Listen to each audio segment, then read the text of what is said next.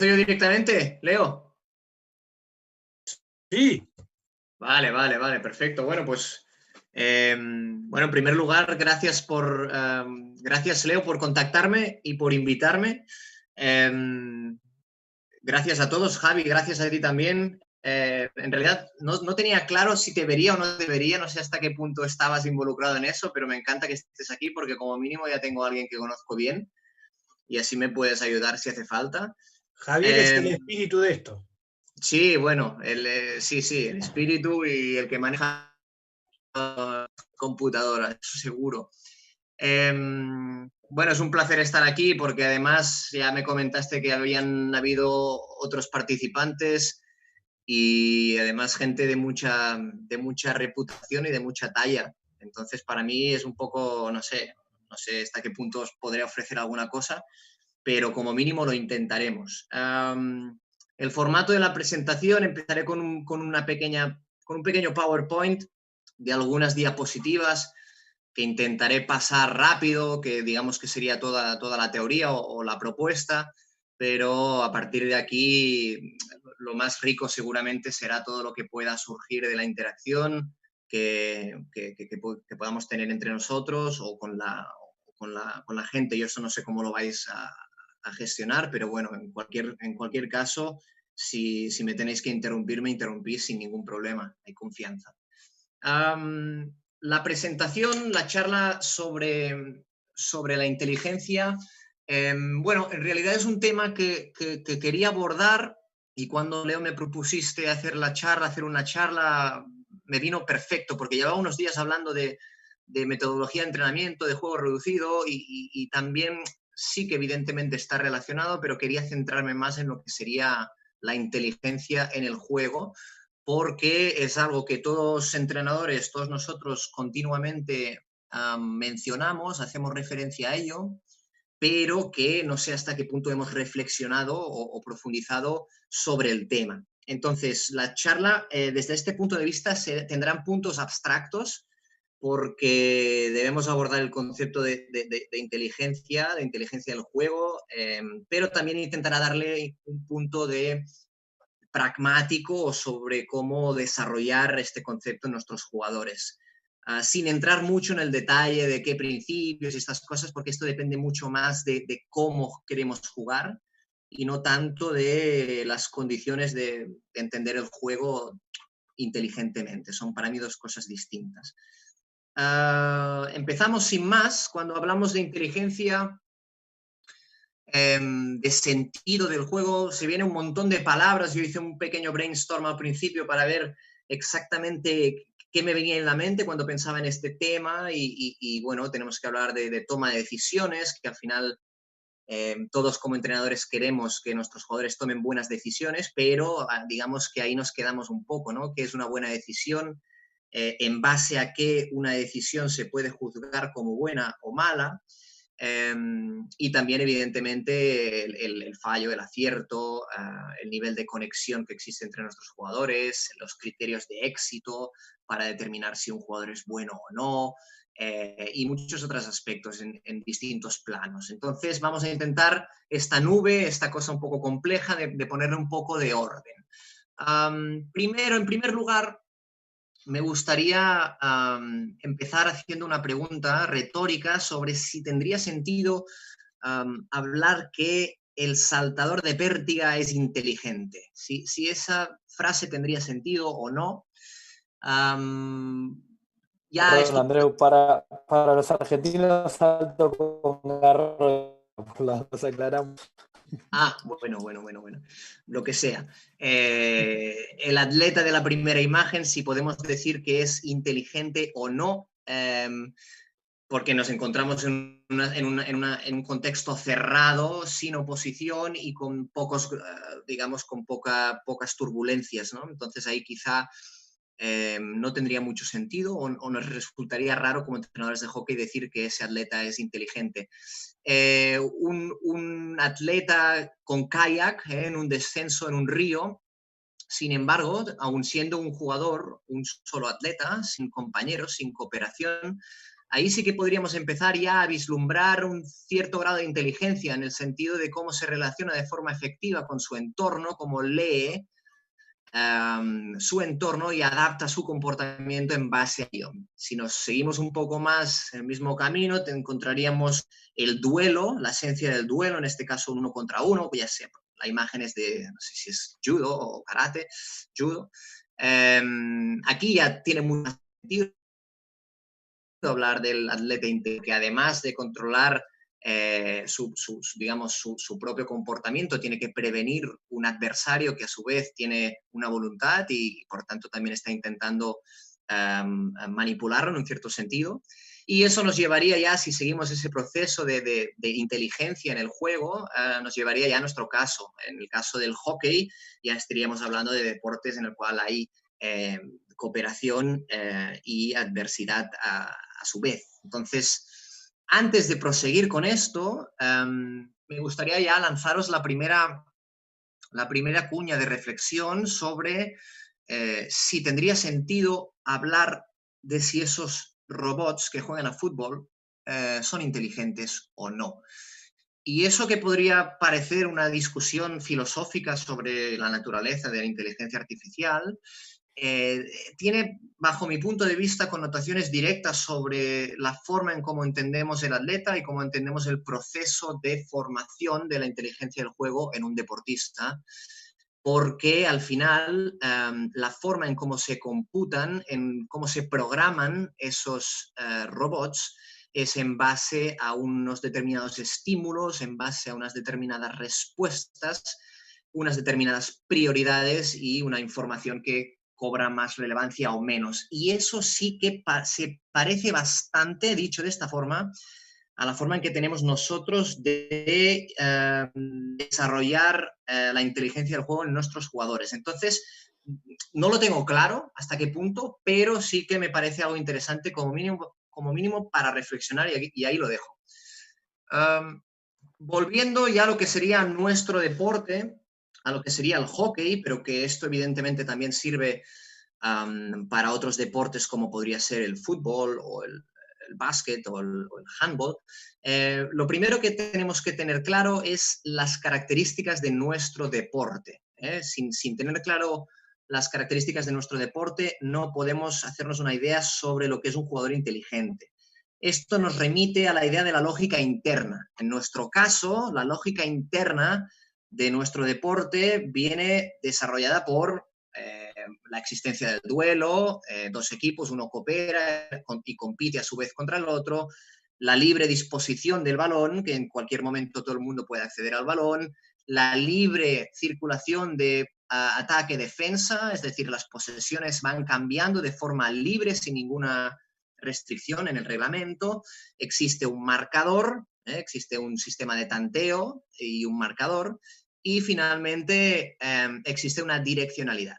Es decir, que hay una zona del campo hacia la cual debemos atacar y otra dirección en la cual ataca el contrario y por tanto tenemos que defender. Esto es fundamental porque de este contexto que nos da, de esta lógica interna de nuestro deporte, a partir de ahí puede emerger todo lo demás. Si esto no lo respetamos, si esto lo cambiamos, estamos entrenando un jugador para otra actividad que no es directamente la que nos interesa. Dicho de otro modo, el grado de transferencia que podemos conseguir es menor si no respetamos la lógica interna. Esto, como veréis después, tendrá más importancia aún en lo que voy a explicar. Aparte, y esto ya recientemente, en las últimas décadas ya se ha venido descubriendo y teorizando, nuestro deporte es un deporte variable, es un deporte complejo, no lineal y dinámico. Es decir, es un deporte en el cual es imposible reproducir las mismas condiciones iniciales, es un deporte en el cual hay una infinidad de variables que nos afectan al comportamiento de los distintos sujetos. Es por tanto imprevisible o muy difícil de predecir los resultados que se van a conseguir dadas unas determinadas causas y es un deporte que constantemente está sujeto al cambio de posiciones, cambio de posesiones, etc. Entonces, digamos, esta lógica interna de nuestro hockey con esa naturaleza compleja nos llevan a la necesidad de realmente forjar jugadores inteligentes que sean capaces de adaptarse a este marco, digamos, tan complejo. Porque si no es a través de esta inteligencia, lo que estaremos haciendo es discapacitar un poco a nuestro atleta. No estará preparado para actuar en un entorno que es dinámico y variable por naturaleza.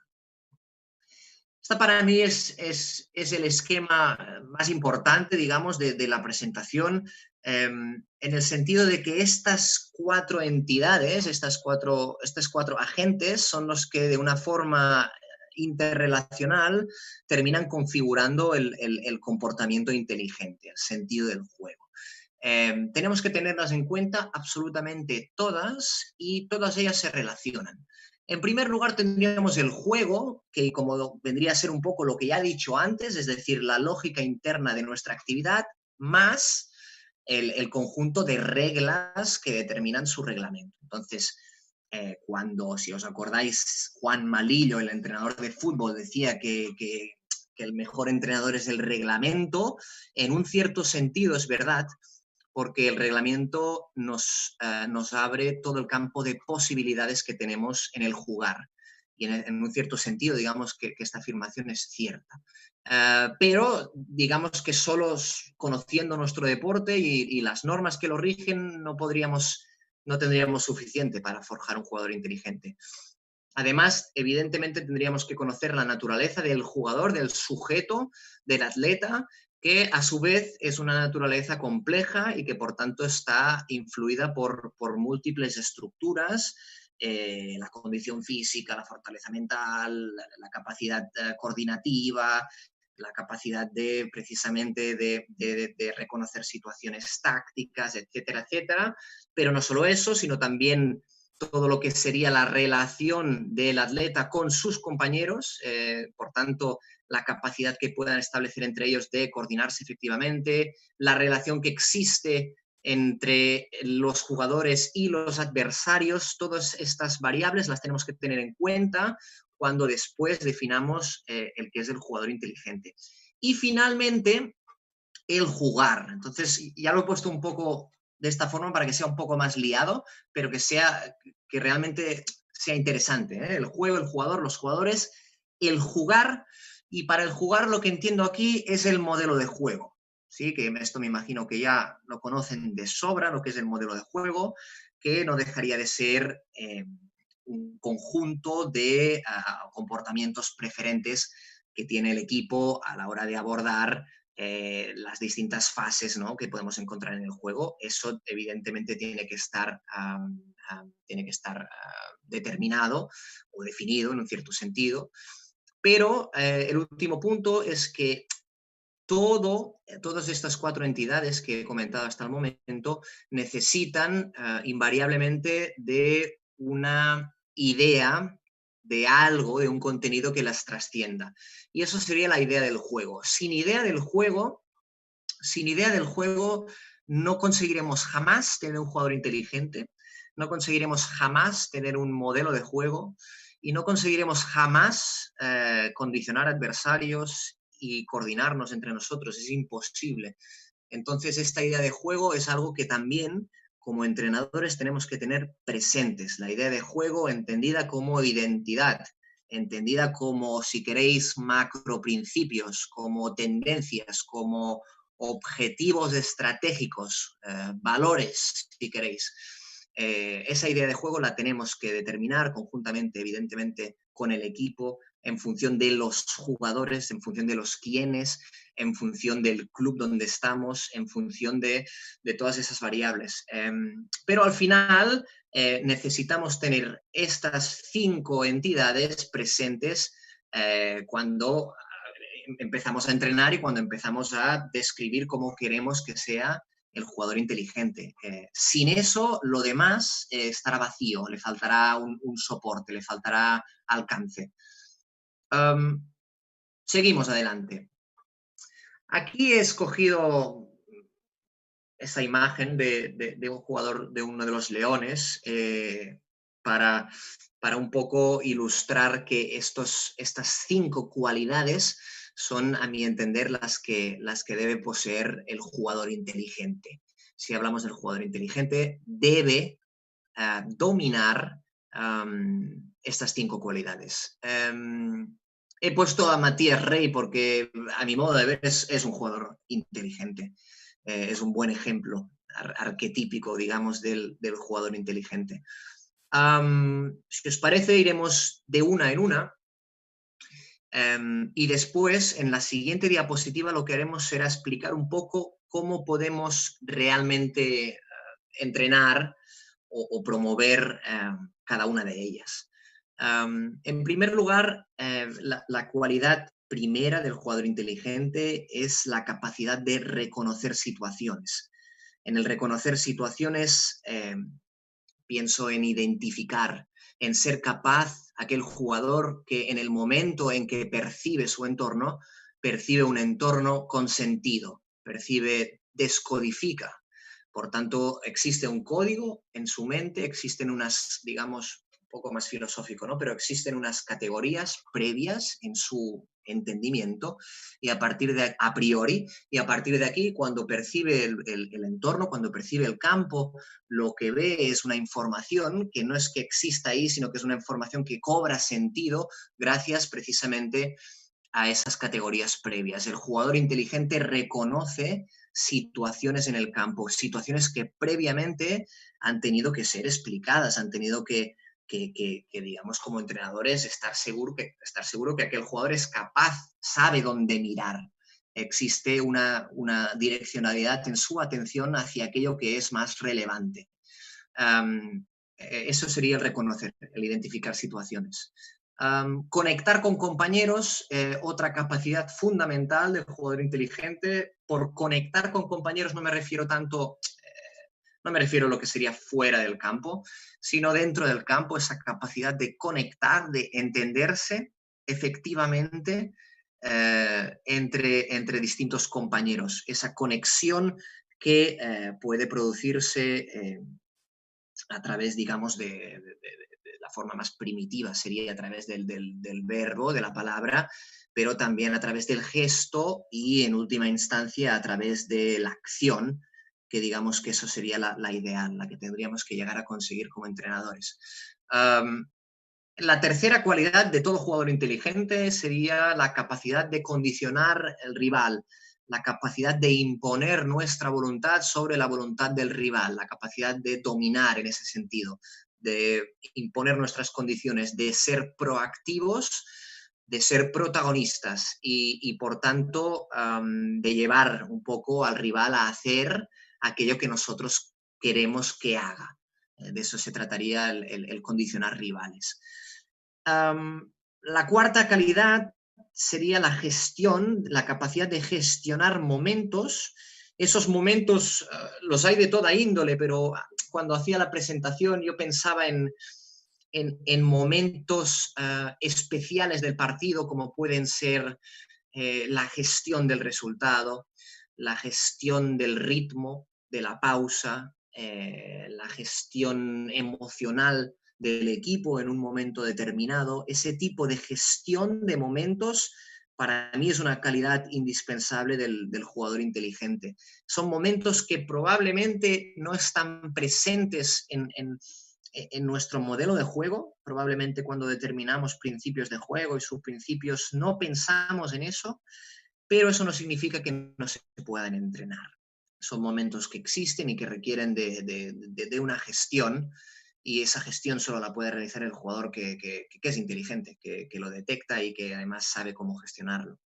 Y finalmente, la última calidad para mí indispensable del jugador inteligente es la capacidad de anticipar eventos, la capacidad de anticipar. Es fundamental. A una mayor práctica aumenta la capacidad de anticipar situaciones. Para anticipar no me refiero a lo que normalmente decimos la anticipación, como ese proceso en el cual el defensa se se sitúa por delante de su marcador. No me refiero a eso, me refiero a la capacidad de prever lo que sucederá en el juego antes de que suceda y preactuar acorde a ello. Esa capacidad los jugadores inteligentes la tienen de por sí y por tanto les permite ser más efectivos y ser rápidos, aunque no sean rápidos. En este sentido, en el sentido que son capaces de anticiparse a los eventos de los demás.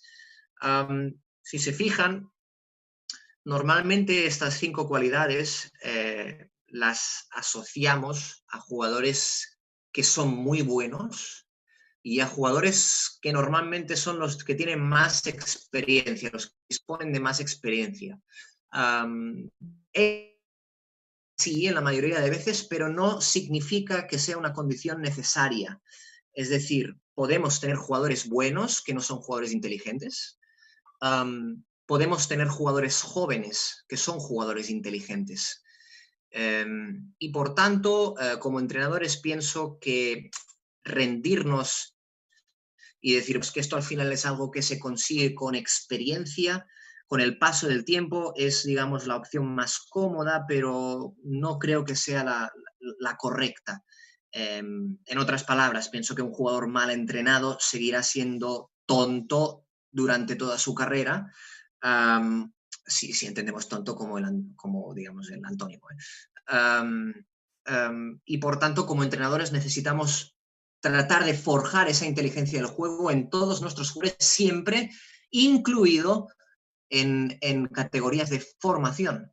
Por tanto, no entiendo, el argumento de la experiencia no lo comparto. Vamos a ver un poco más al detalle cada una.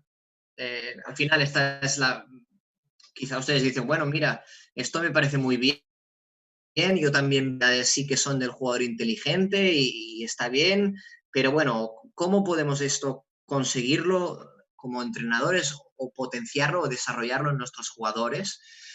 Y aquí un poco esta diapositiva para resumirlo. Intentaré ir punto por punto. Esto es un súper mega resumen, pero pienso que nos servirá para el caso.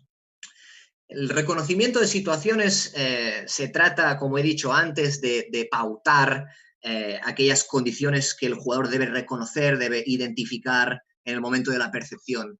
Un ejemplo claro para mí es las superioridades, es decir, el jugador tiene en el momento de la percepción tiene que poder atender a la superioridad, dónde detectarla, identificarla, reconocerla, dónde hay la superioridad y de qué tipo. Siempre hablamos de la superioridad numérica, que es la más, digamos, evidente, pero incluso en el caso de la superioridad numérica, el jugador debe ser capaz de detectarla cuando existe o dónde existe en el momento de la percepción y identificarla. Pero también la superioridad cualitativa o la superioridad posicional, de decir, bueno, es que estamos dejando el wing izquierdo, que es el mejor jugador, contra el half derecho del equipo contrario, y por tanto esa situación, ese contexto, es un contexto de superioridad cualitativa y por tanto hay que hay que cambiar el peso y hacer llegar esa bocha a ese lado, porque ahí hay una superioridad. Pues ese reconocer de ese contexto particular, de esa superioridad, es algo fundamental. Necesitamos jugadores que vean superioridades y que vean inferioridades cuando perciben. Por tanto, las tienen que comprender anteriormente durante el proceso de desarrollo, de entrenamiento. Tenemos que abordar el tema de las superioridades y que el jugador explotarlas. La línea de pase, digamos que también sería otro ejemplo de intentar identificar en qué situación soy pase, soy posible receptor mediato o no lo soy y tengo que intentar ir a buscar una línea de pase a través de un tercer hombre, por ejemplo. Pues digamos que estas situaciones necesitamos identificarlas, trabajarlas para que al final el jugador después, a través del proceso de entrenamiento y de las distintas experiencias y vivenciaciones que tenga, las consiga que su percepción las detecte y las identifique rápidamente, digamos. Andreu, con respecto a esto que venís diciendo, vos recién decías algo como que no creías en la experiencia o como que, no sé, le hablabas como un tema de una excusa. Yo comparto que obviamente como entrenador nuestro trabajo es tratar de acelerar esa Sí, adquisición de experiencia, digamos, tratar de sí. lograrlo lo antes posible y nuestro desafío es estimular a los jugadores para lograrlo. Pero vos Mm, justamente recién estabas diciendo que al reconocer situaciones viene la mano de las experiencias, ¿no? Entonces es cuanto mm. más experiencia tenés, desde ya que vas a tener más situaciones que vas a reconocer como familiares. Y como te digo, Sí, si bien nosotros intentamos acelerar este proceso, es inevitable que la experiencia tenga un peso y el tiempo de sí, juego y, sí, sí, Javi, lo que también la pasa es, sí, madurez, ¿no? sí, lo que pasa, Javi, es que es un poco más complicado en realidad, porque al final lo que nos interesa es que los jugadores tengan experiencias significativas, es decir, que la experiencia sea una experiencia de aquello que queremos ver y que por tanto la experiencia en sí, digamos que no nos aporta un valor. No es por el simple hecho de haber jugado mucho a hockey que sabré jugar mejor a hockey, entendiendo es nuestro mejor, como a eso me refiero. Es decir, si tenemos a un jugador que ha jugado toda su vida como delantero centro de la selección argentina, si ese jugador llega a otro equipo con otra cultura distinta de juego, probablemente las experiencias que ha tenido no son suficientemente o no son adecuadas al tipo de experiencias que queremos que tenga en otro equipo. Por tanto, para mí lo más relevante es que las experiencias sean significativas. Simplemente jugar no nos garantiza que el jugador se vuelva inteligente. Si conseguimos que el jugar, introducir en el jugar un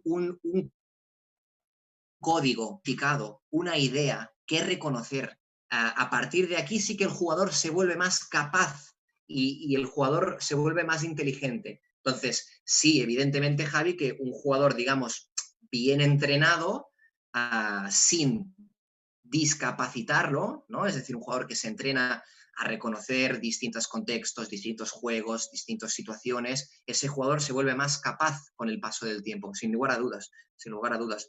Pero un jugador que lo tengamos siempre en un contexto conocido, entrenando en base a unas órdenes, sin realmente potenciar ese sentido del juego, aunque tenga mucha experiencia temporal, no sé si ganará en inteligencia del juego, ¿no? Digamos que, pero que sí, que en el fondo estamos de acuerdo. Siguiendo adelante, el tema de la comunicación, aquí es muy importante tratar de optimizar esa comunicación sociomotriz, esa comunicación que se produce entre compañeros, hay que optimizarla. Por lo tanto, no simplemente se trata de establecerla, sino después hay que intentar economizarla o que sea más efectiva, más rápida, mejor.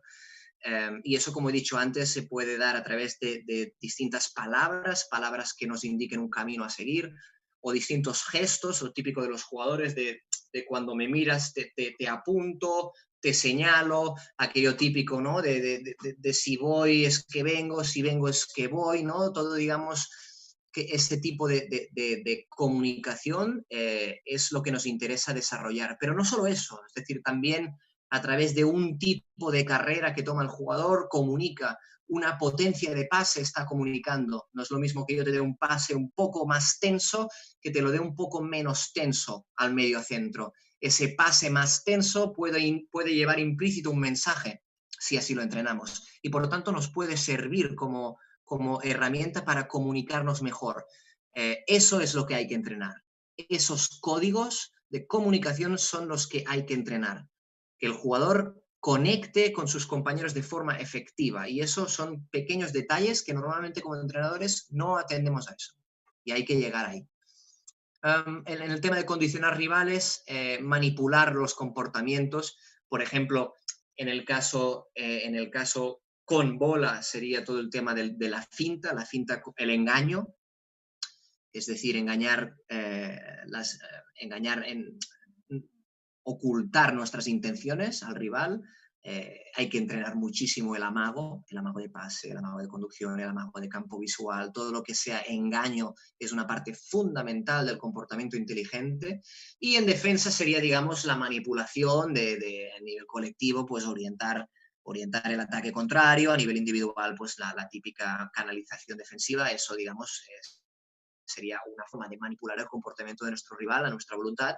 Y por tanto, para mí eso es algo que tenemos que entrenar, el sentido de ser protagonistas en nuestro juego, sea cual sea este tipo de juego, pero que las cosas sucedan de acorde a nuestra voluntad. El tema de gestión de momentos, hay que entrenar en la ponderación de riesgos y eso se consigue con el feedback que podemos dar después de que se produzcan estas situaciones. Por ejemplo, en situaciones de entrenamiento, introducir el componente de la presión de resultado y de marcador, que el jugador tenga que adaptar sus comportamientos en base a esos momentos singulares y particulares que ocurren durante un partido y que a partir de ahí podemos sacar unas reflexiones, un aprendizaje y el establecimiento de unos principios para gestionar esos momentos límite. En qué momentos, siempre hablamos, ¿no? De cuando recuperamos la bola hay que ser verticales. Bueno, yo no lo creo, o sea, no lo sé. No creo que esto sea un absoluto. Esto tiene que ver probablemente en función de la intención que tienes. Si tu intención es herir al contrario, entonces sí, pero hay veces que no. Y ese cuando lanzamos la contra y cuando no la lanzamos, eso es algo que un jugador inteligente lo sabe hacer, pero para saberlo hacer tenemos que verlo, tenemos que pensarlo, tenemos que equivocarnos, tenemos que reflexionar y tenemos que encontrar esos disparadores o esas señales que cuando aparecen nos indican si es mejor ir hacia un lado o hacia el otro. Para mí eso es la gestión del momento. Y por último, en lo que es anticipar eventos,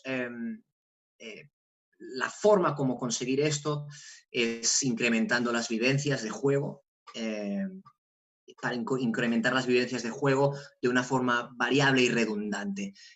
Redundante significa que el tipo de vivencias que el jugador debe tener durante los entrenamientos deben ser el tipo de vivencias que nos interesa que trabajen y, digamos, tienen que aparecer de una forma recurrente. Se tiene que encontrar con aquel contexto de una forma recurrente, hasta que al final aquella vivencia se vuelva redundante. El jugador ya aprenda a automatizar aquel tipo de respuesta ante aquel contexto.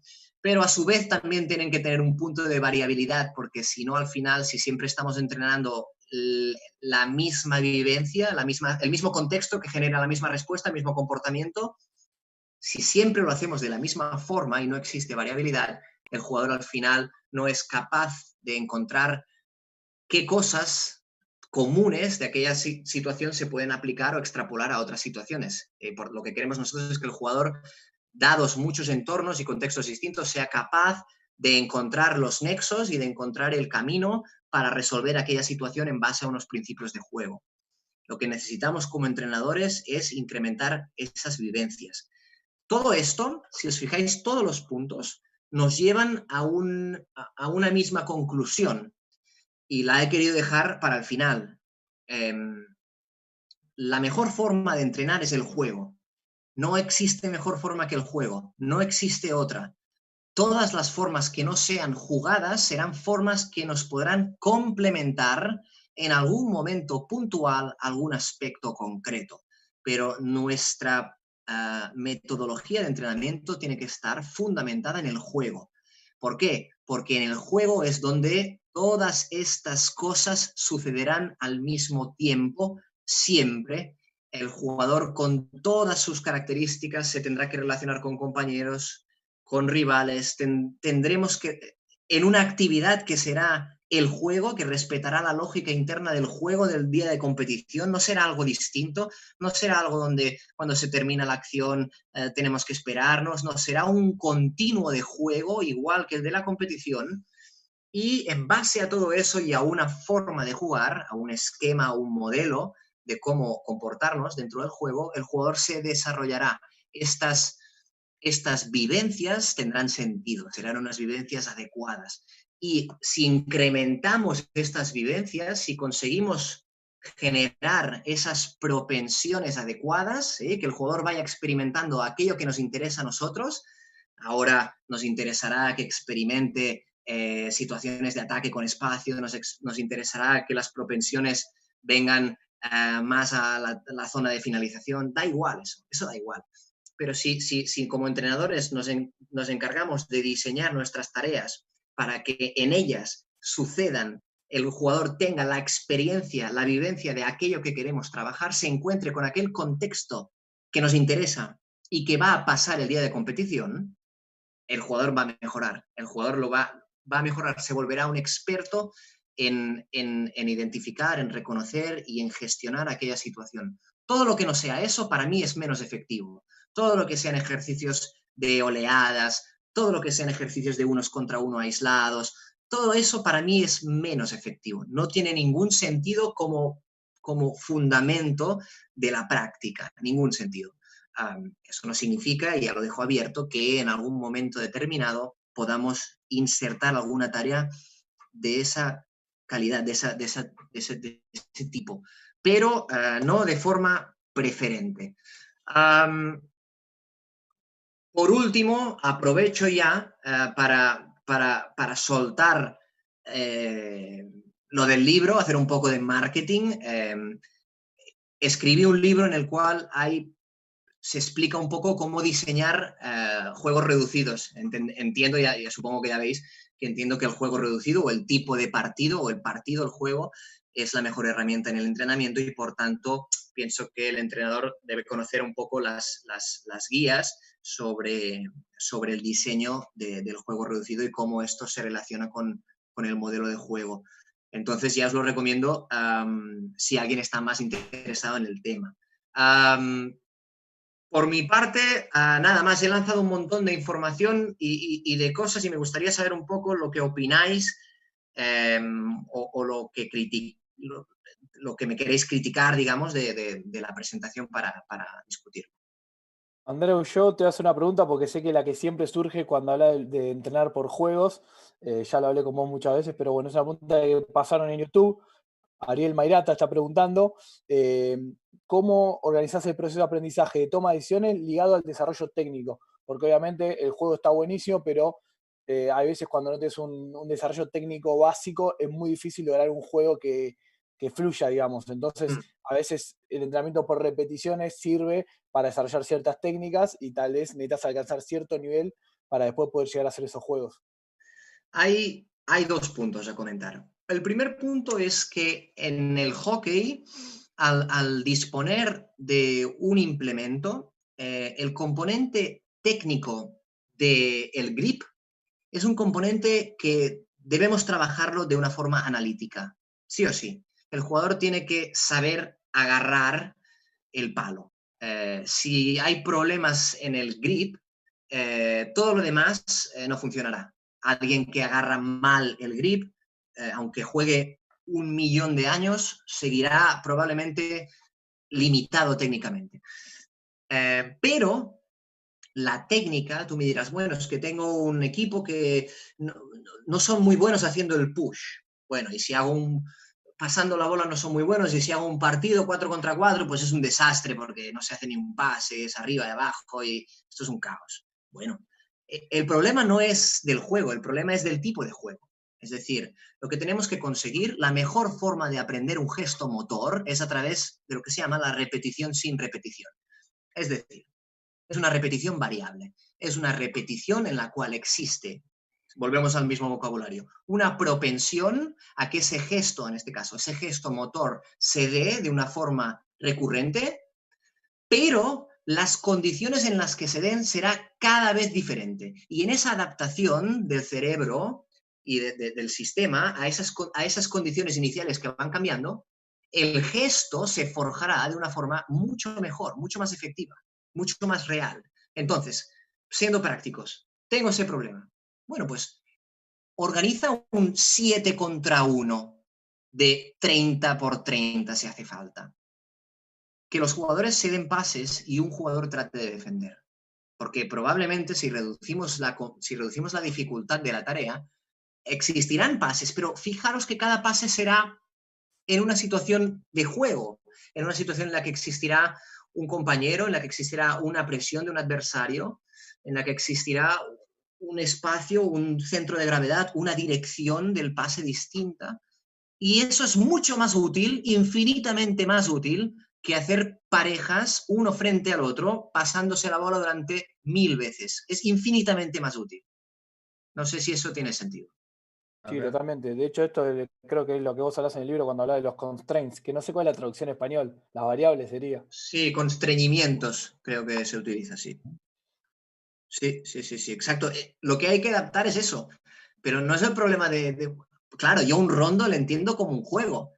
Sí, y quizá alguien me dice, bueno, pero es que en un rondo no hay goles. Bueno, pero en un rondo también se puede hacer a modo de competición. Y cierto que no hay una direccionalidad en el espacio, pero bueno, sigue siendo mucho más, la transferencia sigue siendo mucho más elevada que no en un ejercicio analítico de pase por parejas. Sí, ¿puedo opinar? Sí, claro. ¿Qué haces, Andreu? El ¿Qué Puma. tal? Puma, ¿qué tal? ¿Cómo va? Mira, sí, vos lo que defendés es el aprendizaje implícito, que está bien, que es la mejor manera de aprender, pero la realidad es que hay jugadores que mediante el aprendizaje implícito no consiguen el gesto correcto. No lo consiguen. O, en mi caso, llego a clubes que los jugadores tienen gestos defectuosos. No hay otra manera de corregir eso que trabajando en forma explícita. Entonces, claro, yo lo que digo es que siempre que se tocan estos temas, se toman como cosas concluyentes, ¿no? Como digo, yo parecen todos talibanes, ¿no? O sea, yo creo, o sea, si tenés que empezar con lo global, no hay ningún tipo de duda. Pero vos tenés el sistema de aprendizaje motriz es de lo global a lo analítico, de lo analítico a lo global, vas a lo sintético. Entonces, claro, que lo ideal es el aprendizaje implícito. Evidentemente sí. Pero hay momentos que tenés la necesidad de trabajar en forma analítica. Sí. Y sería bueno que los entrenadores conozcan los gestos técnicos para poder enseñarlos. Sí, Eso sería genial, ¿no? Porque como vos decís, el entrenador tiene que ayudar a formar un jugador inteligente, también tiene que ayudarlo a ser bueno técnicamente. Porque yo a todos los clubes que llego me encuentro con horrores técnicos. Sí. Lo que pasa, Puma, es que para mí la forma en cómo sintetizo los dos conceptos es, para mí lo analítico es individual. Para mí lo analítico es individual. Y si lo analítico es individual, lo analítico no puede ser trabajado en grupo. Tiene que ser trabajado individual. Porque si es individual, atenderemos realmente al caso, atenderemos a las singularidades y atenderemos además a la forma en que aquel atleta será capaz de descubrir el gesto motor. Y eso hay varias maneras de conseguirlo, pero debe ser singular. Por tanto, yo veo el entrenamiento analítico como un complemento necesario en algunos casos, sin duda, sin duda. De hecho, es decir, necesario si tienes tiempo, digamos que sería siempre recomendable que cualquier jugador, porque digamos que no hay ningún jugador que domine todos los gestos técnicos a la perfección. Pero digo analítico y lo relevo a esa categoría, digamos, porque una vez, digamos, que se ha trabajado analíticamente aquel gesto, inmediatamente después tiene que ponerse otra vez el atleta dentro del juego para convertir aquel patrón movimiento en toda su riqueza y en toda su variabilidad, ¿no? Por supuesto. Pero sí, estamos de acuerdo. Pero por supuesto, vos vas, pero a ver, el aprendizaje motor, la ciencia del deporte dice que el aprendizaje motriz es de lo global a lo analítico, de lo analítico a lo sintético, o sea, siempre tenés que volver a lo global, pero en algún momento tenés que pasar por lo analítico. Claro, si el chico se puede autorregular y puede conseguir un aprendizaje implícito, que es lo que vos perseguís, y que yo estoy de acuerdo, lo podés conseguir. Bárbaro, pero si no lo podés conseguir, si el chico no llega al éxito, vos lo tenés que ayudar. Y lo Sí. tenés que ayudar de una manera explícita. Y después, Sí. con respecto a lo de un jugador inteligente, quería agregar algo. También el jugador inteligente tiene que reconocer sus capacidades, ¿no? Es fundamental. Entonces, por ejemplo, él define la situación y dice, acá corresponde un pase de flick cruzado porque lo dejo solo. ¿Sí? Pero también tiene que ser lo suficientemente inteligente para saber si domina ese gesto o no. Sí, sí, ¿Sí? sí, sí. Entonces, Sí, sí, sí, sí. la Sí, sí. elección del gesto Mm. también es un síntoma de inteligencia, el conocimiento de sus limitaciones, Sí, ¿no? totalmente. Por eso para mí, la gestualidad, el gesto técnico, es la base de todo nuestro deporte, porque cuanto más herramientas tenés, más posibilidades de solución tenés. Sí, sí, sí, sí, totalmente de acuerdo. El reconocimiento de las propias fortalezas y limitaciones de un jugador, eh, probablemente, digamos que probablemente esto en el momento de la percepción ya se experimenta como una posibilidad o no. Es decir, probablemente en un reconocimiento de un entorno, en el momento de la percepción, digamos que se experimenta ya la oportunidad de acción y esa oportunidad de acción viene determinada por tus capacidades también. Pero sí, estoy completamente de acuerdo, porque muchas veces encontramos jugadores que precisamente ven el pase, pero al darlo fallan de forma repetida porque, como dices tú, pues el gesto del flick no lo dominan, digamos. Pero sí, sí, Bueno, también estoy de eso acuerdo en pasa a eso. ser mala la elección. Sí, Y sí. una cosa más, el libro de ejercitaciones de Andreu está muy bueno, ¿eh? Hostia, mira tú, esto. Gracias, Puma, por esta cuña de marketing también. Más cosas. Sí, Andreu, ¿cómo estás? Hola, ¿qué tal? Bueno, ahí muy bueno, te felicito por la exposición y le voy a hacer caso al Puma y voy a comprar el libro para leerlo. Así que, Gracias. bueno, ahí aparte de que me encantó lo que expusiste y coincido, también quizás solo para agregar nada más una cosa, que ahí hablabas de la diferencia de que la experiencia no lo dan los años, o un jugador inteligente no es que sea el jugador experimentado, estoy totalmente de acuerdo con vos. Y lo podemos definir quizás de una manera. Si a un chico que lo empezamos a trabajar con este proceso, con el trabajo cognitivo, con estas herramientas que estás dando vos, quizás llegue a primera división a los 2 años de primera división, son muy pocos de experiencia en primera división, pero puede ser mucho más inteligente que un jugador que no vivió ese proceso y tenga 10 años de primera división. Eso es donde creo que determina que no siempre los años de primera hagan que un jugador sea experimentado y sea inteligente. Sí, y eso nos lleva a pensar hasta qué punto como entrenadores estamos promoviendo el jugador inteligente o no. Porque aquí lo curioso es que hay veces que a corto plazo nos resulta más rentable el jugador obediente al jugador inteligente. A corto plazo nos resulta más, el rendimiento nos aparece, lo vemos antes cuando tenemos un ejército digamos, de seres que se limitan a cumplir órdenes, ¿no? Pero desde un punto de vista de desarrollo, yo pienso que esto es malo. O sea, yo diría que esto es moralmente malo hacer eso con un jugador. Y desde un punto de vista de club o digamos de formación, hay que promover precisamente eso, esas cualidades, más allá de crear un jugador experto en una determinada situación. No, los jugadores tienen que ser capaces e inteligentes para adaptarse a cualquier entorno. Totalmente de acuerdo. Y eso también nos compromete a nosotros a seguir creciendo, porque si formamos jugadores inteligentes, también estamos obligados nosotros. Va a llegar un momento que hasta incluso nos vamos a poder apoyar en los jugadores en el feed forward, no solo en el feedback, sino que a veces ellos van a proponer situaciones que quizás nosotros ni las vimos. Y tenemos que Sí, estar preparados para eso, ¿no? Como si vos, a veces es más fácil sí. formar jugadores que sean solo obedientes y de esa manera, para el entrenador que tiene ese estilo de conducción, nunca lo va a comprometer un jugador que solo es obediente. Sí, eso no significa que a veces también cuando pensamos en el jugador inteligente pensamos en aquel jugador que es como un entrenador dentro del campo.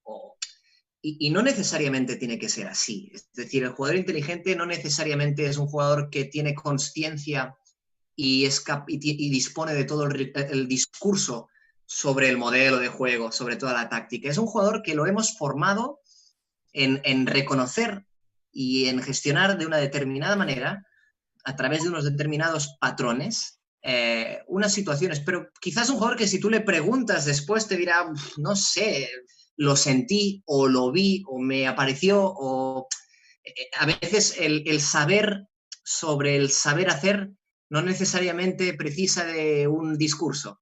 A veces es algo más inconsciente.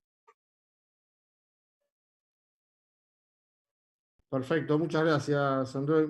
Gracias a vos. ¿Puedo? Permiso, Andreu. Sí, dime. ¿Cómo te va? Miguel Castaño, mucho gusto. Bueno, nos hemos cruzado por España hace años atrás. Yo creo que hay un poquito de ambas cosas, ¿no? O sea, creo que la inteligencia de un jugador también está ligada directamente proporcional a la inteligencia de los entrenadores que hayan tenido en su carrera.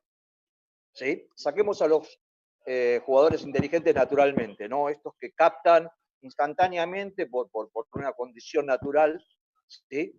Pero los formados van a depender también mucho directamente con la inteligencia de los entrenadores que hayan tenido en su carrera. Creo que la base del concepto, ¿sí? Que es esto que dijiste que me parece fundamental, que el jugador dentro de la cancha sepa distinguir y tenga la mejor toma de decisión o la toma de decisión que esa situación de juego hace que tenga que tomar. O sea, la distinción de cada una de las situaciones de juego viene dada por la táctica individual. Y esa táctica individual tiene que ser entrenada en base al juego. Yo en esto coincido plenamente. ¿Sí? Pero sí también coincido con mi hermano que previo a esto, ¿sí? Tenés que haber trabajado analíticamente todas las técnicas individuales que ese jugador necesita para tener un perfeccionamiento en el desarrollo de esas tácticas individuales. Y creo que es una conjunción de ambas cosas. ¿Sí? Y creo que tenés que pasar por lo analítico, sobre todo en las partes formativas, ¿no? de los chicos en las divisiones inferiores, para llegar a poder trabajar luego de la mejor manera y en la situación más real del partido, las tácticas individuales, que son las gestoras, ¿sí? de la inteligencia, de los conceptos, para que el jugador tome las mejores decisiones dentro del campo de juego. O sea, me parece que las dos cosas van unidas, ¿sí? Y que hay que desarrollarlas metodológicamente.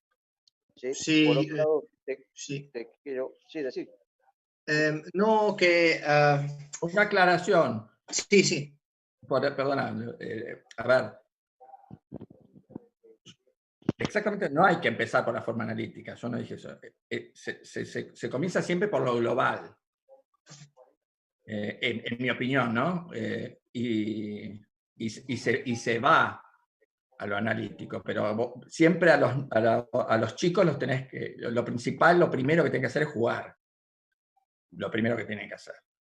A partir de que juegan y ellos mismos notan que le faltan y que necesitan algunos recursos, ahí lo pasamos a lo analítico para después volver a la global, volver al analítico, bueno, y finalmente cada vez es más global, ¿no? Y con respecto al analítico, lo analítico siempre es con respecto a algo, porque vos decís que vos ves lo analítico como individual, y no es tan así, porque cuando vos haces todos los ejercicios reducidos que haces vos, podríamos decir que es una forma analítica de trabajar la síntesis de un partido de 11 contra 11. Entonces, por ahí es global con respecto a los gestos técnicos, pero es una forma analítica con respecto al 11 contra 11. Entonces, son términos que son siempre muy relativos, ¿no es cierto? O sea, para mí la distinción es si la tarea respeta la lógica del juego, si es un juego, si respeta una lógica de juego o no. Si una tarea no tiene oposición, no tiene compañeros, o sea, en el grado en que tú respetes la lógica del juego, en ese grado para mí está la virtud. Yo sí que comparto que esta dialéctica y que lo analítico complementa. De hecho, incluso aquí en Alemania, trabajaremos aspectos analíticos con jugadores en función de lo que detectemos que deben mejorar. Pero la parte fundamental del proceso, de la semana, de la sesión, girará en torno al juego, sin duda. Totalmente de acuerdo. Así es como lo veo yo. Totalmente de acuerdo. Yo también estoy de acuerdo. Lo que estoy hablando es la diferencia entre divisiones inferiores y un equipo ya de primera división, de primera envergadura. O sea, yo creo que las transferencias entre uno y otro son distintas. ¿Se entiende? O sea, en un equipo más de primer nivel, de una división de honor, un equipo de división de honor, estoy completamente de acuerdo en que tu trabajo tiene que ser en base al juego casi en un 90%. ¿Sí? Pero en divisiones inferiores me parece que de los más chicos a los más grandes, esos porcentajes, ¿sí?, van fluctuando según el crecimiento del jugador. ¿Se entiende? Cuando tenga más herramientas de técnica individual, vas a poder realizar más juegos y de mayor intensidad y de mayor y más parecidos a la situación de juego. Yo lo que quería distinguir era la diferencia entre un equipo de división de honor y la trayectoria de un jugador desde su formación. Esos porcentajes me parece que van variando hasta llegar al ideal, que es el que vos decís. Sí, yo te entiendo, pero no lo comparto. O sea, yo digamos que no lo comparto. De hecho, creo que incluso en categorías inferiores el peso de la libre exploración y del juego, como mínimo hasta los 13, 14 años, es fundamental, y a partir de ahí sí que lo analítico tiene que seguir este proceso dialéctico de alternar lo analítico con el juego a través de siempre, porque no entiendo una ejecución técnica sin un contexto y por tanto tampoco entiendo una adquisición de gestos técnicos acumulativa, que bueno, ya hemos trabajado el pase, la recepción, y como ya esto ya lo sabemos, ahora podemos empezar a entrar al campo y jugar.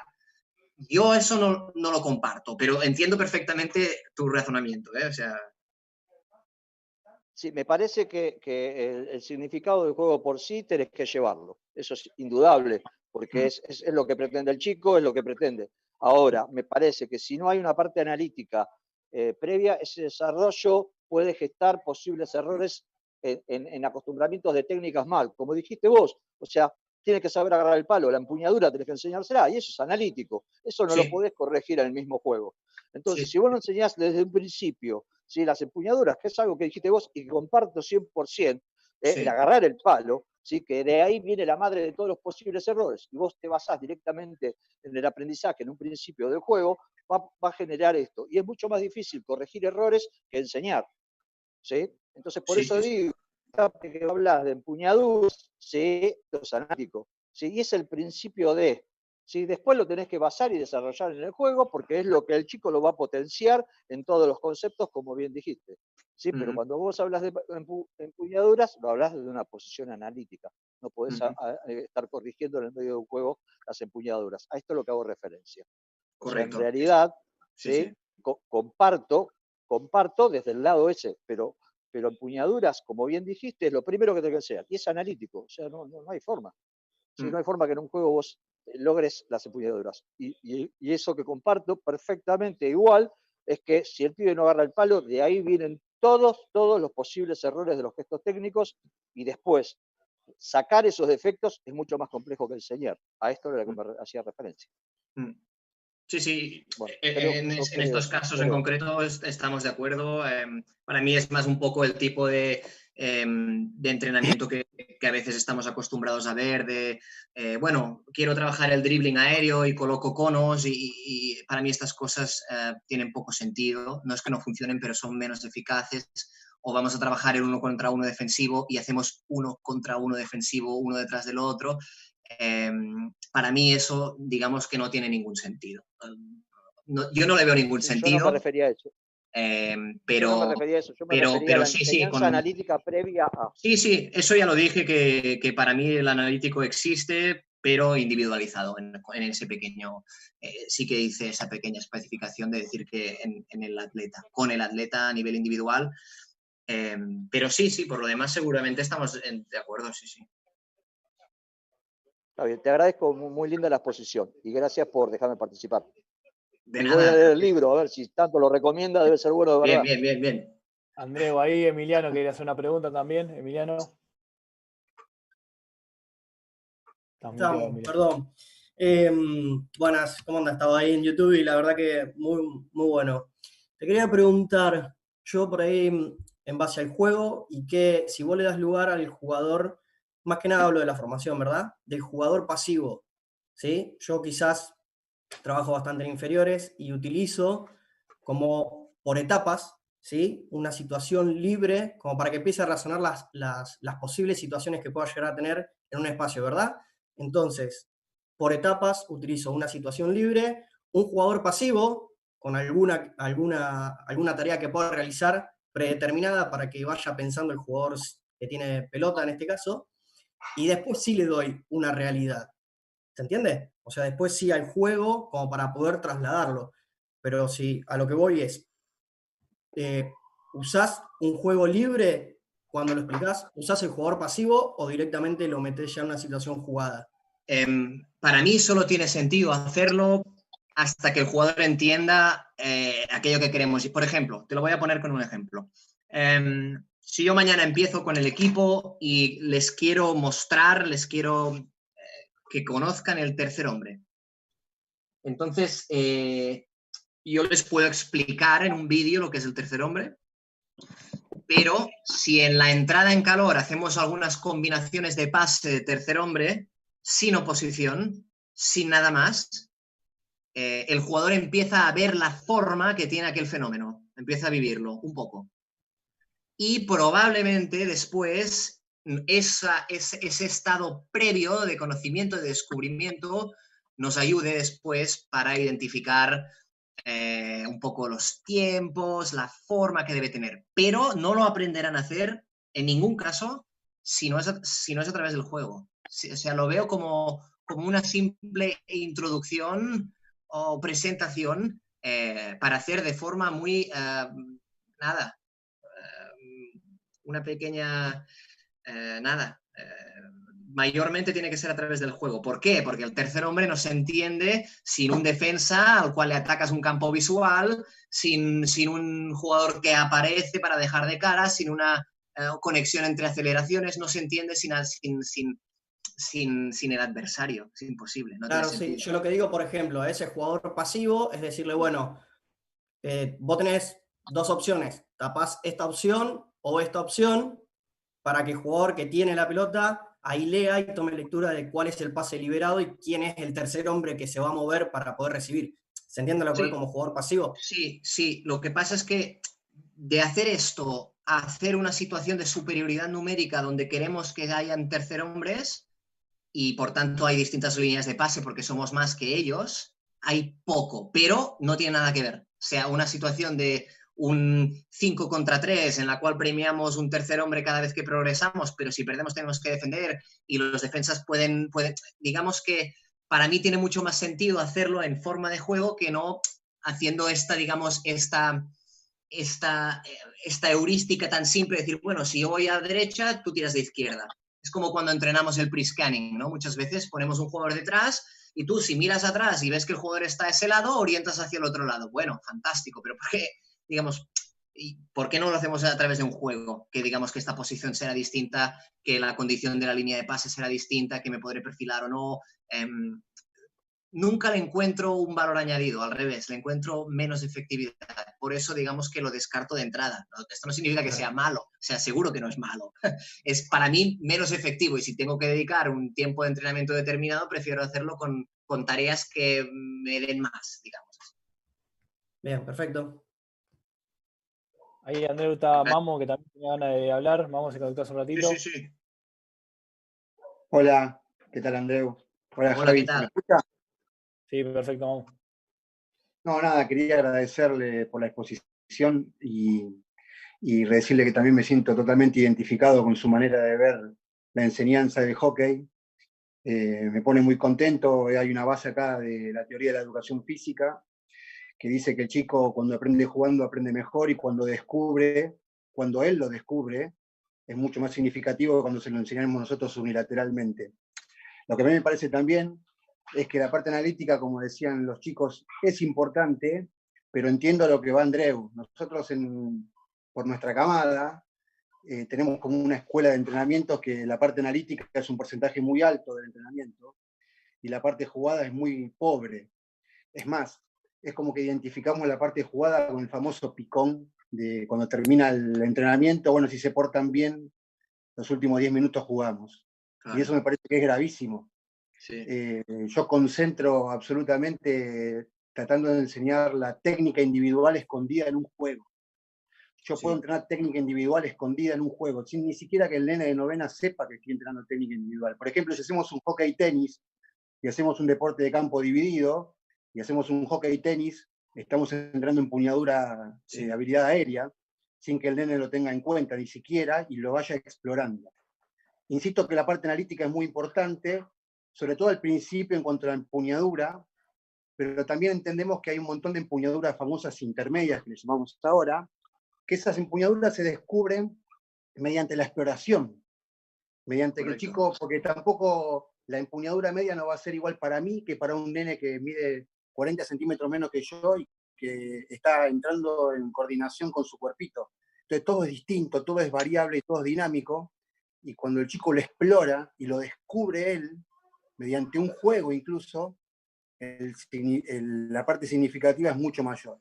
Por eso creo que hay que hacer un mix entre las dos cosas, entre lo analítico y lo jugado, pero coincido con Andreu 100% en que lo jugado debería primar en casi la totalidad del entrenamiento, que lo analítico sea lo más corto posible, y sobre todo para que existan estas transferencias de las 4 etapas del juego y demás.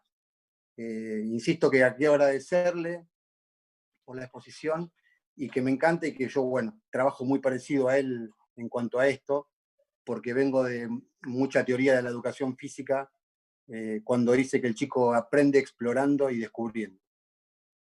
Bien, gracias. Sí, de hecho, gran parte de lo que estoy explicando aquí lo dijo Parlevas en su léxico de praxeología, o sea que esto es el fundamento de la educación física como tal. Y también la otra cosa que me gustaría añadir es que, en la línea de lo que comentas, es el juego también, la práctica deliberada, ¿no? Y el juego deliberado el juego también es un gran profesor, es decir, la simple exposición del niño al juego, con el paso de la práctica, el niño descubre, ¿no? Descubre limitaciones, adapta comportamientos, incluso a nivel táctico descubre la oposición, la protección, el balance entre descubre el pase. Digamos que todos estos conceptos más básicos los puede descubrir el niño a través del juego, pero siempre es verdad que siempre necesitaremos un refinamiento del gesto técnico que solo se podrá conseguir a través de ese analítico, ¿no? Porque el hockey tiene lo jugado del fútbol, pero tiene el implemento como golf, como béisbol, que esto tiene una demanda técnica importante, muy importante, y por tanto necesitamos de lo analítico, pero claro, lo analítico es que es tan singular, necesitas tanto tiempo, al menos mi experiencia, tanto tiempo trabajando de una forma correcta, descubrimiento, conectando el niño con su capacidad kinestésica de entender su cuerpo, cómo se mueve. Es algo muy complejo enseñar un gesto técnico, o como decía antes, reeducar un gesto técnico que se hace mal, porque eso aún es más complicado, a nivel neuronal, cambiar esos patrones, que yo solo lo he visto posible invirtiendo tiempo y mucha atención con un solo niño o atleta. Si no, para mí no es efectivo. Ahí, Ariel, ¿querés una pregunta también? Sí. Hola, Andreu. Te saludo, Ariel, desde Tucumán, al norte de Argentina. Bueno, primero que nada, felicitarte por los conceptos. La verdad que adhiero 100% a lo que planteas, la variabilidad, los juegos. Ahí lo escuchaba Mamo recién también, bueno, Lalo que aporta. Yo quería hacerte una consulta.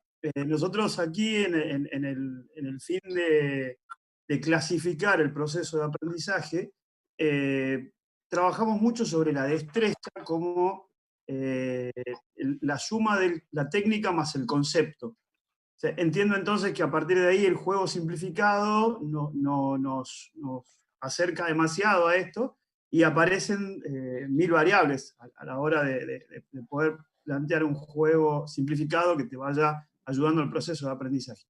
¿Tienes alguna clasificación para los diferentes momentos de la etapa de aprendizaje? Me refiero a 12 años tal cosa, 14 años tal cosa. ¿Ustedes lo tienen estudiado desde ahí? Si no podemos tener para un deporte no lineal un calendario, una metodología lineal. No se puede. No tiene ningún sentido. Entonces, bajo mi prisma, todo lo que sea esas planificaciones de contenidos como si fuera los contenidos esos típicos del currículum, eso para la práctica deportiva para mí no tiene sentido. No tiene sentido. No, si en 12 años enseñamos el push de derecho, a los 13 el push de revés, no tiene ningún sentido. Primero, porque enseñar el push de derecho a los 13 años y asumir que ese gesto ya está, digamos que tampoco es verdad. El push cambia cuando cambia el jugador. Yo no hago los mismos push ahora con 36 años cuando me entrenaba Javi hace unos meses que cuando tenía 21. No, nada que ver. Distinto. ¿Por qué? La intención, el gesto, el tempo, todo cambia.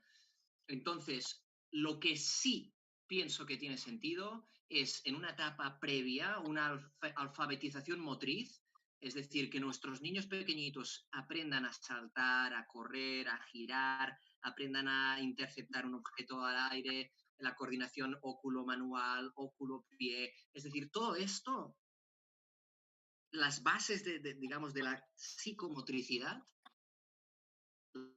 las debemos trabajar, y también el juego como elemento de desarrollo de la sociomotricidad, jugar a juegos que no sean de hockey, en entrenamiento de hockey, estamos hablando de niños de 8, 9, 10, 11 años, también jugar a otros deportes, también todo lo que sea variabilidad, enriquecerá los recursos motores de ese niño.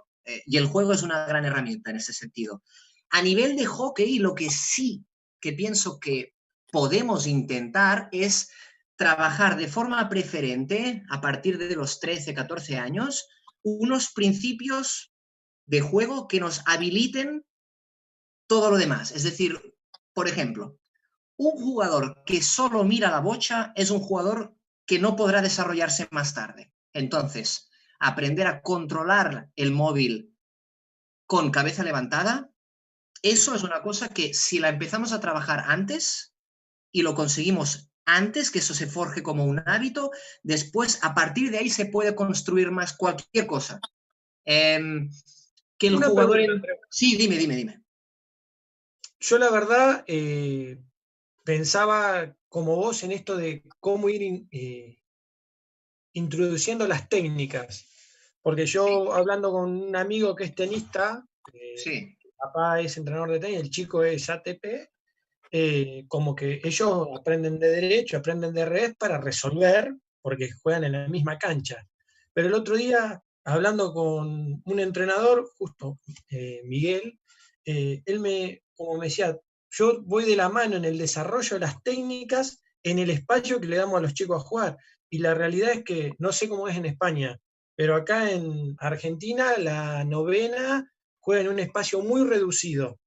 Después, la octava, un poquito más grande. Y la realidad es que hay técnicas que no las puedes aplicar porque son tantos chicos en un espacio tan chico que yo digo, te puedes sumergir en la profundidad de esa técnica o te conviene las que te permite el espacio desarrollar al máximo e ir sumando técnicas a la vez que te van haciendo un campo más grande. pero ¿por qué pensamos en la técnica como lo central, el núcleo, y a partir de aquí la técnica es un recurso que el jugador utiliza? Yo no sé si es mejor, en un momento será mejor hacer el push, arrastrando la bola un poquito, golpeándola. No sé, no lo sé. No sé hasta qué punto, o haciendo una barrida, o no sé hasta qué punto la barrida, haciéndola con las manos separadas, me sirve. Es decir, ¿por qué no enseñamos, por qué no nos preocupamos de que el niño entienda que cuando pierde la bola tiene que cambiar el chip? ¿Por qué no nos preocupamos que el niño entienda que no ser receptor mediato siempre es una posibilidad? ¿Por qué el niño no entiende que, bueno, es que yo quiero tocar la bola y me acerco donde está el poseedor de bola? No, que el niño entienda que alejándose es útil. Por eso es más importante, pienso yo, que el centro sea no, que si hacemos el push de derecho o de revés. Por tanto, yo no pondría la técnica en el centro de un programa de desarrollo de un niño, jamás. La técnica es, digamos que, tal y como tú dices, es algo que en función de las capacidades del niño se irá desarrollando. El niño pequeño probablemente no será diestro en hacer un flick, por fuerza, evidentemente.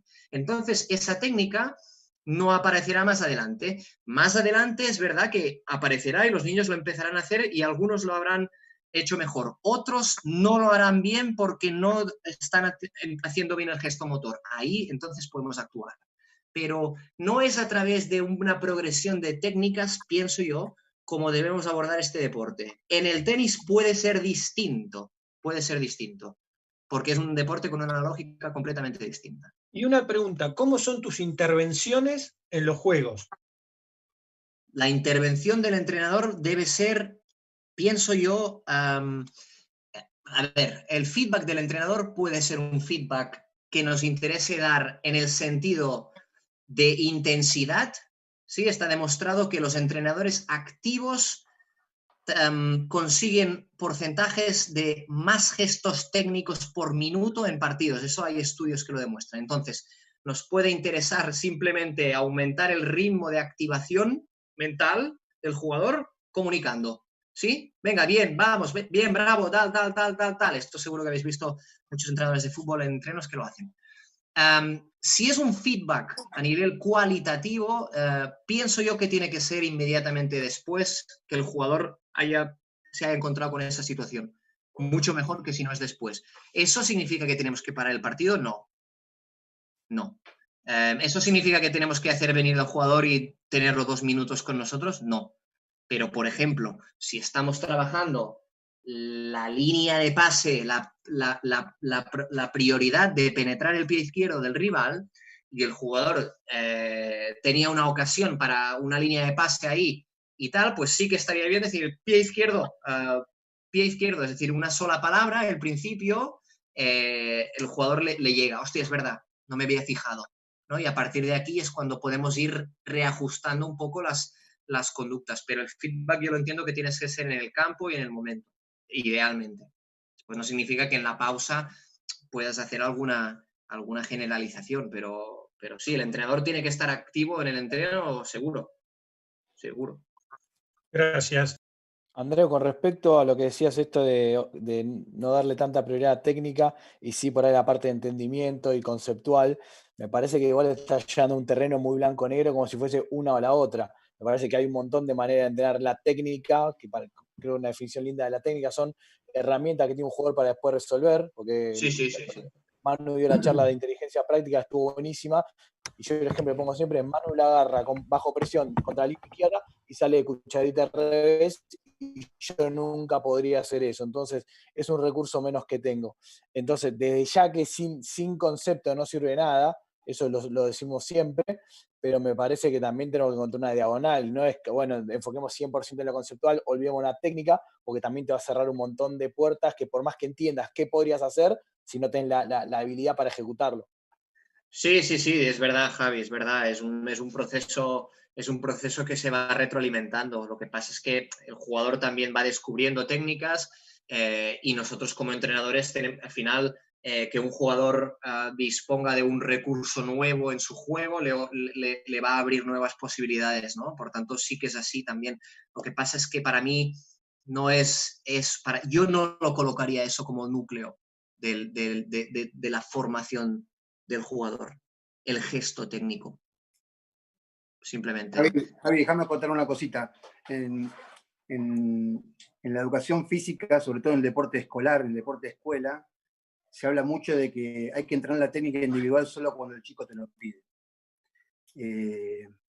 O sea, cuando el nene se da cuenta que hay un gesto técnico que no le está saliendo, perdón, me cayó, él mismo va a venir y te va a decir, profe, ¿cómo es que hace Javi para hacer esto? A mí no me sale, yo quiero hacerlo. Y cuando él te lo pide, ahí puedes hacer algo mucho más analítico, repetitivo, incluso aburrido, porque él está interesado en hacerlo. Entonces le va a poner mucho un foco a eso. Con respecto a lo que decís vos, Javi, me parece muy interesante. Hay que encontrar un matiz, claro que sí. No es ni blanco ni negro. Lo que sí, creo que nosotros, en nuestra época, nos enseñaron a entrenar parte analítica, analítico, y muy poco juego, y la verdad que me estoy interiorizando y me parece que por lo menos yo, desde mi punto de vista, esto es personal también, debería ser un 70% juego y un 30% analítico cuando el chico lo pide, o un porcentaje de ese. Creo absolutamente necesario que la parte analítica, e incluso de técnica individual, es muy importante. Pero también podemos entrenar la técnica individual mediante un juego, como yo les decía. Incluso podemos hacer ruta de pelota. Si la ruta de pelota no es aburrida y lo hacemos con un final tirando, no sé, invocando un arco, que sea algo, dos paralelos a la vez, también generando una competencia, un equipo con el otro. También podemos hacer algo divertido en la técnica individual. No siempre tiene que ser pareja pasándose la pelota. Por eso, perdón. Sí. Estoy de acuerdo, vamos, el Puma, ¿qué haces? Gracias, Puma. Por eso es lo que decía yo, que siempre tenés que pensar desde lo global. El nene tiene que empezar a jugar, tiene que jugar. Y el nene, cuando juega, él solo se va a dar cuenta de las necesidades y las limitaciones que tiene, y ahí vos le decís, viste que tenías que levantar la pelota y no pudiste, ¿querés que te enseñe? Y el pibe va a decir sí, porque va a tener muchísima más motivación, pero no son excluyentes, eso es a lo que voy yo. Obviamente el juego es lo más importante, y vos tenés que empezar con lo global, está bien lo que estás diciendo, y es correcto. ¿Sí? Yo también soy licenciado en educación física. Pero es algo de la globalidad, lo que va a hacer es que el nene descubra ciertas limitantes. Esas limitantes, la función del entrenador es ayudarlas a mejorar. Y yo, esto es una opinión personal, lo que veo es una deficiencia en los conocimientos de las técnicas de los entrenadores para ayudar a paliar esa deficiencia. Entonces decir, no, que el nene aprende sola, estamos todos bárbaros, ¿viste? Pero se supone que vos estás ahí para guiarlo. Entonces, obviamente que el juego es lo más importante, y concuerdo con vos que cuando nosotros éramos, imagínate, yo soy más viejo que vos, a mí me torturaban más, no tenían 2 horas parando y pegando en el entrenamiento, y eso está mal. Pero yo lo que no entiendo es por qué siempre se habla en forma excluyente, como si algo invalidaría lo otro, y son complementarios, no son excluyentes. Entonces, por ahí parece que tenemos mensajes diferentes, y en realidad el mensaje que tenemos es mucho más cercano a lo que parece ser. Nada más. ¿Puedo agregar algo también? ¿Puedo agregar una cosa más? Javi. Sí. Andreu. Sí, obvio. Hola, Andreu. Hola. Bueno, yo no soy entrenador, pero soy profe de educación física y preparador físico de un club. Y bueno, primero te quiero felicitar por todo este abordaje didáctico y que lo hayas podido presentar así a entrenadores que yo conozco y que son de gran talla, como decís vos. Un entrenador hablar de la lógica interna de los deportes y del deporte que nosotros enseñamos. La verdad que es la primera vez que lo escucho de un entrenador, y está buenísimo que conozcan los elementos de esa lógica interna, porque para poder enseñarlos tenemos que conocer nosotros, para después los jugadores, ¿no? Y que ellos puedan operar con todos esos elementos. Así que me parece que este abordaje tiene que ver con un aprendizaje comprensivo, ¿sí? Eso por un lado. Cuando hablamos de jugadores inteligentes, me parece que estamos hablando de jugadores que puedan comprender esta lógica interna desde que llegan al club, porque nadie los obliga a elegir hockey. Ellos están porque quieren, porque les gusta, por cultura de su familia, pero me parece que ese es el motivo que nosotros tenemos a favor cuando llegan las chicas o los chicos a un club. Y empezar y tener ese punto de partida de que ellos puedan comprender esta lógica interna y poder nosotros como entrenadores o preparadores físicos intervenir en todos esos elementos, hacen de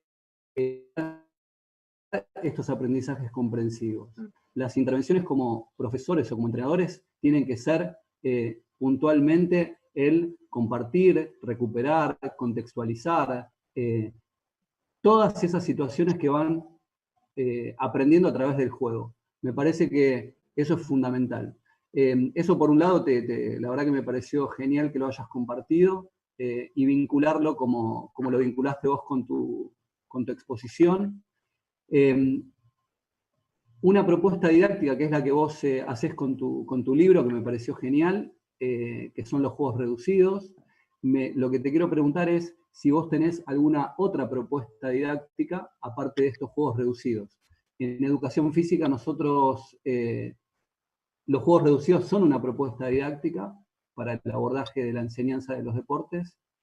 Tenemos los juegos globales, tenemos los juegos modificados y tenemos los drills jugados, ¿sí? Sí, que pueden integrar esta parte de técnica y táctica en situaciones de juego. Lo que te quiero preguntar puntualmente es si vos tenés otra propuesta didáctica aparte de los juegos reducidos y un capítulo aparte que es esto de la enseñanza de la técnica. La verdad que nosotros, desde que los chicos llegan al club, nosotros les enseñamos habilidades motrices específicas, ¿sí? Pero distan mucho de llegar a una técnica o a un gesto óptimo, ¿sí? Como es la técnica de los gestos que se pueden utilizar.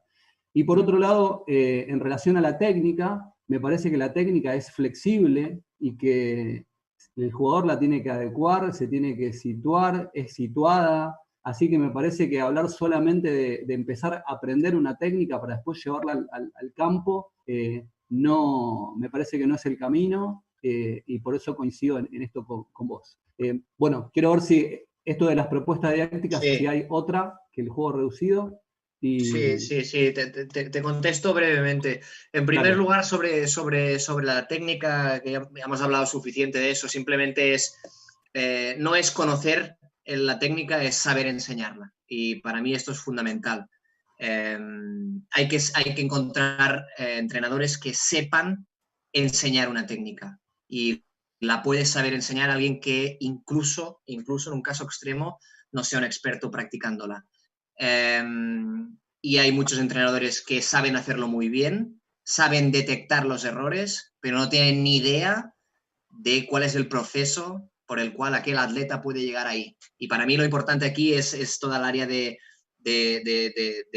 adquisición de técnica motriz, que es un área que también está muy investigada con muchos métodos, y para mí hay que ir más por ahí que no como se había hecho siempre de hacer un catálogo de técnicas sobre cómo está la empuñadura y tal. Eso sí, evidentemente, pero formar al entrenador en lo otro, porque al final es lo otro lo importante.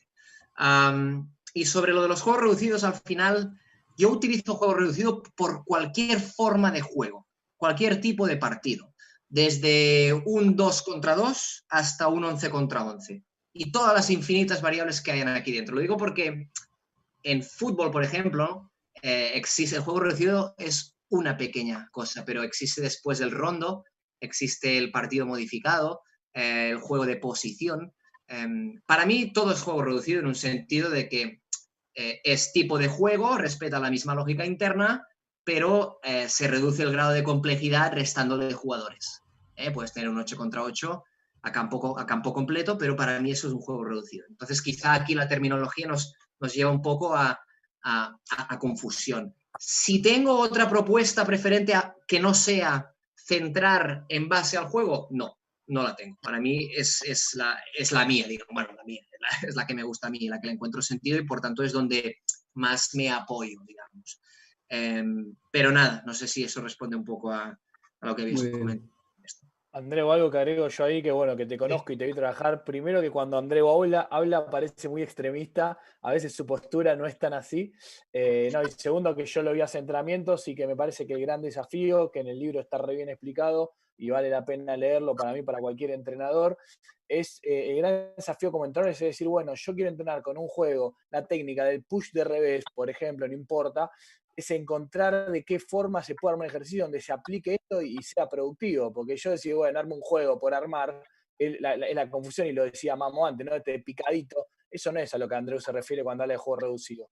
Y tal vez a veces malinterpretamos este término que él usa, sino que es que sea de forma jugada. Hay un montón de formas de hacer formas jugadas para buscar un objetivo. El gran desafío es tomarse el tiempo, entonces, y bueno, quiero entrar al objetivo, ¿de qué forma lo puedo hacer que se repita sin que lo fuerce? O sea, que los jugadores terminen descubriendo esto. Entonces, eso en el libro está aplicado buenísimo y para mí está bárbaro que todos lo puedan leer. Así que aprovecho y te ayudo a vender un poquito, Andreu. Y bueno, nada, como te conozco, quería agregar esta aclaración porque bueno, por ahí para los que no te conocen, a veces puede ser un poco chocante esta postura tan extremista que solés tomar vos. Sí, bueno, sí. Prefiero ser un poco a veces extremista en el sentido provocador que no, digamos, más tibio. ¿Te puedo hacer otra pregunta? Sí, claro. Yo, bueno, primero que compré el libro. y segundo, como soy preparador físico también, quería ver si en la elaboración y en todo el recorrido de ese diseño de propuestas que hiciste, y que la verdad que no lo terminé de leer, pero me parecieron geniales, quería saber si tenías registros o monitoreos con alguna tecnología para ver qué impacto tenía cada propuesta. Eso no está en el libro porque tiene otro objetivo, pero bueno, me parecía importante ahora que te tengo y te conozco a través de esta videoconferencia, saber si tenés registros de esos monitoreos o si los monitoreaste, si tuviste la posibilidad. No, hay registros, hay varios papers en internet con registros de monitoreo GPS en función del juego reducido. Yo, sinceramente, no estoy seguro si me interesa utilizar los GPS. O sea, hasta que no entienda exactamente qué le puedo sacar de ese aparato, que me sea útil para la adquisición del modelo de juego y de forma de jugar, hasta que no lo tenga claro, no me plantearé usarlo.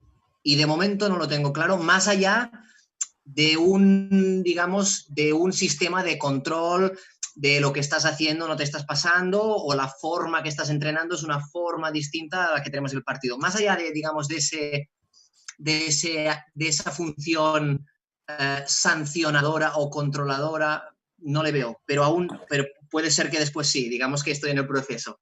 No digo que sea una mala herramienta, ni mucho menos. Pollo, de hecho yo le regalé a Andreu el libro de Fabián, el que habla de hockey integral y todos los juegos, las medidas que tiene, que me parece que es un gran complemento para agregar. Lalo quería hablar algo, perdón, Lalo, te interrumpieron. Sí, para aportar, Mamo, muy bueno el aporte de Mamo, me gustó mucho cómo lo planteó. Estoy de acuerdo también con todo lo que plantea Andreu. Y me había quedado hace varias preguntas atrás, lo que había dicho Andreu me había gustado también, ¿no? De que los gestos técnicos van cambiando con el tiempo, y de hecho vamos a analizar, tenemos push y push, los nombres que cada club le pongan, pero push de arrastre, la arrastrada, el push de aceleración que explicaba Miguel, los distintos barridos, los látigos, la pegada de canto de revés, los barridos de revés, bueno, un montón de gestos que han nacido en los últimos 20 años o 25 con el sintético de agua. Pero hay 3 gestos que, si bien han cambiado las posturas o la posición de la pelota, no han variado. Y estos son los que son muy difíciles después, si no los enseñamos a tiempo, por lo menos la experiencia acá en la Argentina, que no han cambiado. La pegada, el push y el flick. Obviamente que cambia la posición de la pelota, la postura. pero si esos gestos no los enseñamos hoy, que son los mismos de los palos banana y de pasto, son los mismos, se siguen utilizando aún en los mejores niveles del mundo, tenemos, como decía el Puma, tenemos que saber cómo enseñarlos, y si los entrenadores jóvenes no saben, para eso tenemos que estar nosotros, para que los chicos por lo menos sepan cómo enseñarlos a temprana edad, porque si no después es muy difícil. Nos ha pasado a nosotros en los clubes con los chicos que después llegan a primero, las chicas sobre todo, que después se hace muy difícil poder mejorarlos. Simplemente eso para aportar. Y gracias de nuevo. Sí, sí, es cierto, Alano, gracias. Sí. ¿Hay bueno, alguna pregunta también, la más? recepción de derecho y la conducción de derecho también. Al final estábamos hablando ahora estábamos pensando solo de técnicas de pase, pero digamos que hay esas técnicas tan fundamentales, ¿no? La recepción, el moverse con bocha, eso, vaya, es que forma parte de nuestro deporte. Esto seguro que no va a cambiar. Sí, sí. ¿Qué más?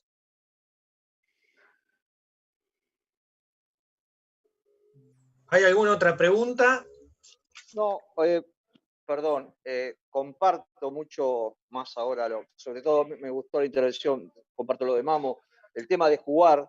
Sí, creo que por ahí la diferenciación entre el momento de enseñanza al momento de entrenamiento de lo enseñado, y sí creo y comparto que tiene que ser jugado porque el chico es a lo que vivencia, pero en el momento de la enseñanza también me parece fundamental, creo que la intervención de Javi, ¿no? Lograr complementar, en la inteligencia del entrenador tiene que estar, lograr complementar ambas cosas para, bueno, para el mejor, para que el jugador no cometa errores e incorpore malas técnicas. Pero sí, me parece que es obvio que lo jugado es lo que va a llevar a darle concepto al jugador. Todas las tácticas individuales son muy importantes y hay que hacerlos en la situación más real de partido, metodológicamente llevado. Sí. Aclarar esto nada más. Sí, totalmente de acuerdo. Es como ahora lo pensaba, que es como si alguien baila y ves que en ese baile hay un paso cruzado y tú le enseñas a alguien que no sabe solo a hacer ese paso cruzado. Tenemos que entender o entrever que raramente ese paso cruzado se va a dar en esas circunstancias, tiene que ir de acorde a una música, a un compañero de baile. A lo que me refiero es eso. Si tú me dirás, no, pero es que cada vez que cruza el pie por detrás se tropieza. Bueno, entonces sí, de acuerdo, nos sentamos un día, lo probamos ahí, sí, el pie, la punta, por ahí, pero inmediatamente después pon la música y vamos a bailar, porque al final es cuando realmente vas a aprender a bailar y ese paso cruzado emergerá en ese contexto de una forma natural. Y para mí yo entiendo la técnica de esa forma. Y pienso que ha quedado mega claro. La charla de hoy no era sobre técnica individual, pero veo que al final nos hemos ido un poco hacia allí. Supongo que eso significa que lo de jugador inteligente ha quedado claro y además opinan lo mismo. No, sí, además el jugador inteligente lo buscás desde lo conceptual, y lo conceptual se trabaja desde el juego, sin ningún tipo de duda. O sea, constante, dinámico y lo más parecido a la situación de partido que se pueda. Eso sí. No hay ningún tipo de duda. Sí, nada más, yo hacía la aclaración de la diferencia en la técnica individual cuando es el momento de enseñar al momento de entrenarla. Y en el momento de entrenarla tiene que ser jugado, para que el jugador tenga las vivencias. ¿Sí? Hablaba de lo analítico desde el principio nada más, de la enseñanza, como bien vos nombraste, el tema de las empuñaduras. Y lo de el jugador inteligente quedó clarísimo y estuvo muy didáctico y muy bueno. Te agradezco.